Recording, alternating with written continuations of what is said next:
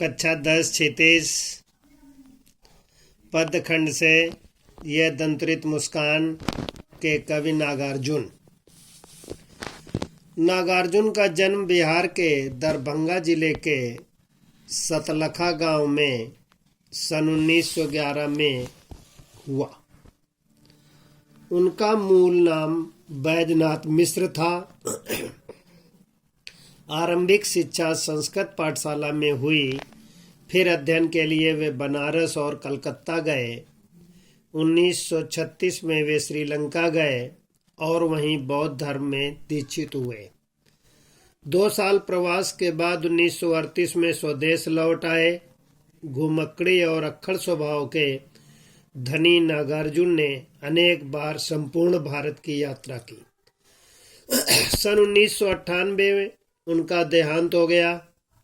नागार्जुन की प्रमुख काव्य कृतियां इस प्रकार हैं: युगधारा, सतरंगे पंखों वाली, हजार हजार बाहों वाली, तुमने कहा था, पुरानी जूतियों का कोरस, आखिर ऐसा क्या कह दिया मैंने, मैं मिलिट्री का बूढ़ा घोड़ा।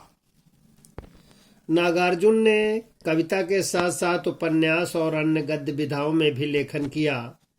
उनका संपूर्ण व्यक्तित्व नागार्जुन रचनावली के 7 खंडों में प्रकाशित है। साहित्यिक योगदान के लिए उन्हें अनेक पुरस्कारों से सम्मानित किया गया, जिनमें प्रमुख हैं हिंदी अकादमी, दिल्ली का शिखर सम्मान, उत्तर प्रदेश का भारत भारती पुरस्कार एवं बिहार का राजेंद्र प्रसाद पुरस्कार। मैथिली भाषा में कविता के लिए उन्हें साहित्य अकादमी पुरस्कार प्रदान किया गया। अब पुनः पाठ है दंतरित मुस्कान। दंतरित मुस्कान इस प्रकार है।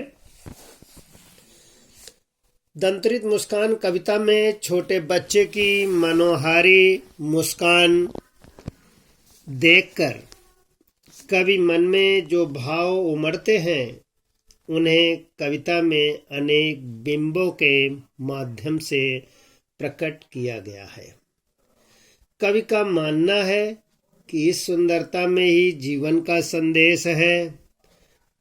इस सुंदरता की व्याप्ति ऐसी है कि कठोर से कठोर मन भी पिघल जाए। इस दंतरित मुस्कान के मोहकता तब और बढ़ जाती है जब उसके साथ नजरों का बाकपन जुड़ जाता है। फसल शब्द सुलहलाती फसल आंखती है, परंतु फसल है क्या और उसे पैदा करने में किन किन तत्वों का योगदान होता है, इसे बताया है नागार्जुन ने अपनी कविता फसल में। कविता ये भी रेखांकित करती है कि प्रकृति और मनुष्य के सहयोग से ही सृजन संभव है। बोलचाल में हम उसकी लय और कविता की प्रभावशाली बनती है। कहना न होगा कि यह कविता हमें उपभोक्ता संस्कृति के दौर में कवि संस्कृत के निकट लाती है। कविता इस प्रकार है: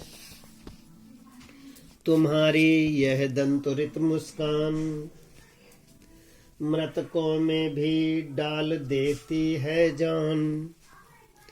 धूल धूसरित तुम्हारे यह गात छोड़कर तालाब मेरी झोपड़ी में खिल रहे हैं जलजात।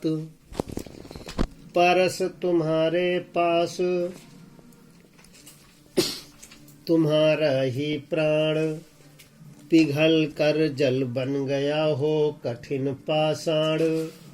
यह इस प्रकार है कि कवि ने कहा है ये दंतरित मुस्कान में कि कविता जो हमारी है एक बालक के छोटेपन का वर्णन है, जिसमें ये बताया गया है कि एक माँ अपने बेटे को गोद में खिला रही है और उसका वर्णन किया गया है। विद्यार्थी लिखेंगे, याद भी करें।